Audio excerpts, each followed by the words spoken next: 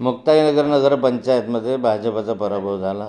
शिवसेनेला, शिंदे गटाला त्या ठिकाणी विजय मिळाला. याचे अनेक कारणं आहेत, पण पराभव आहे तो स्वराभव. जनतेने दिलेला कौल आहे तो स्वीकारला पाहिजे. परंतु या मुक्ताईनगर शहरामध्ये गेले जवळजवळ 45 वर्षापासून मी राजकारण करतो आहे. 1980पासून पहिल्यांदा मी पंचायत समिती सदस्य आणि खरेदी विक्री संघाचा चेअरमन होतो. तेव्हापासून दासपान मी इथलं राजकारण पाहिलेलं आहे. अशी गुंडागर्दी आणि असे दहशतीचं वातावरण मी पहिल्यांदा या ठिकाणी अनुभवलं. 200 मोटरसायकल घेऊन त्याच्यावर नामांकित गुंड बसून त्या ठिकाणी ज्यांच्यावर हिस्ट्री शीटर आहे, 307, 302चे गुन्हे आहेत, ज्यांच्यावर आर्म ॲक्टचे गुन्हे आहेत, असे हिस्ट्री शीटर या ठिकाणी दिवसभर फिरत होते मोटरसायकलवर मिरवणूक घेऊन. आणि ह्या संदर्भात पोलीस यंत्रणा काही करत नव्हती, तक्रार करूनसुद्धा दखल घेत नव्हती. निवडणूक आयोगाकडेही याचे व्हिज्युअल पाठवले, याच्या संदर्भातल्या तक्रारी दाखल केल्या, पण या संदर्भात फारशी कारवाई आत्तापर्यंत नाही. पुराव्यानिशी सगळं दिलेलं आहे. एकंदर ही निवडणूक दहशतीच्या वातावरणामध्ये पार पडली. कुठेतरी या ठिकाणी भाजपच्या नेत्यांचंही दुर्लक्ष झाल्याचं म्हटलं जातं. नाही, मला वाटतं की भारतीय जनता पार्टीच्या उमेदवाराला जे बळ मिळायला पाहिजे होतं पक्षाकडनं ते इथे मिळालेलं नाही. मी आरोप करू शकत नाही भाजपवर, परंतु असं दिसलं चित्र एकंदरीत की रक्षाताई या ठिकाणी एकाकीच लढत होत्या. त्यांचे 3-4 प्रमुख कार्यकर्ते सोडले तर त्यांच्या पाठीशी फारसं कोणी उभं राहिलं नाही. वरिष्ठ पातळीवरूनही कोणी नेते पंकजाताई वगळता या ठिकाणी आलेले दिसले नाहीत.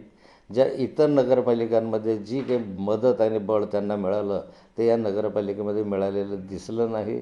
एकंदरीत हे चित्र पाहिलं तर त्याचाही परिणाम काही निवडणुकीवर झाला. जर त्यांना या ठिकाणी आणखी बळ मिळालं असतं तर चांगलं चित्र उभं राहिलं असतं. या गुंडांमुळे यांनी रक्षाताईच्या गाडीवर हल्ला करण्याचा प्रयत्न केला. त्या कारणासाठी 3 दिवस आधीपासून मला निवडणुकीत यावं लागलं, नाही तर मी निवडणुकीपासून दूर होतो. हो, मुक्ताईनगर नगरपंचायतीच्या निवडणुकीत भाजपला इथे पराभव करावा लागला आहे. काय आपली? मुक्ताईनगर नगरपंचायतमध्ये भाजपचा पराभव झाला. शिवसेनेला, शिंदे गटाला त्या ठिकाणी विजय मिळाला. याचे अनेक कारणं आहेत, पण पराभव आहे तो स्वराभव. जनतेने दिलेला कौल आहे तो स्वीकारला पाहिजे. परंतु या मुक्ताईनगर शहरामध्ये गेले जवळजवळ 45 वर्षापासून मी राजकारण करतो आहे. 1980पासून पहिल्यांदा मी पंचायत समिती सदस्य आणि खरेदी विक्री संघाचा चेअरमन होतो. तेव्हापासून दासपान मी इथलं राजकारण पाहिलेलं आहे. अशी गुंडागर्दी आणि असे दहशतीचं वातावरण मी पहिल्यांदा या ठिकाणी अनुभवलं. 200 मोटरसायकल घेऊन त्याच्यावर नामांकित गुंड बसून त्या ठिकाणी ज्यांच्यावर हिस्ट्री शीटर आहे, 307, 302चे गुन्हे आहेत, ज्यांच्यावर आर्म ॲक्टचे गुन्हे आहेत, असे हिस्ट्री शीटर या ठिकाणी दिवसभर फिरत होते मोटरसायकलवर मिरवणूक घेऊन. आणि ह्या संदर्भात पोलीस यंत्रणा काही करत नव्हती, तक्रार करूनसुद्धा दखल घेत नव्हती. निवडणूक आयोगाकडेही याचे व्हिज्युअल पाठवले, याच्या संदर्भातल्या तक्रारी दाखल केल्या, पण या संदर्भात फारशी कारवाई आत्तापर्यंत नाही. पुराव्यानिशी सगळं दिलेलं आहे. एकंदर ही निवडणूक दहशतीच्या वातावरणामध्ये पार पडली. कुठेतरी या ठिकाणी भाजपच्या नेत्यांचंही दुर्लक्ष झाल्याचं म्हटलं जातं.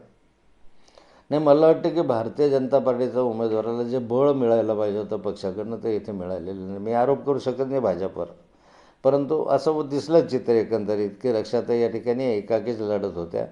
त्यांचे 3-4 प्रमुख कार्यकर्ते सोडले तर त्यांच्या पाठीशी फारसं कोणी उभं राहिलं नाही. वरिष्ठ पातळीवरूनही कोणी नेते पंकजाताई वगळता या ठिकाणी आलेले दिसले नाहीत. ज्या इतर नगरपालिकांमध्ये जी काही मदत आणि बळ त्यांना मिळालं ते या नगरपालिकेमध्ये मिळालेलं दिसलं नाही.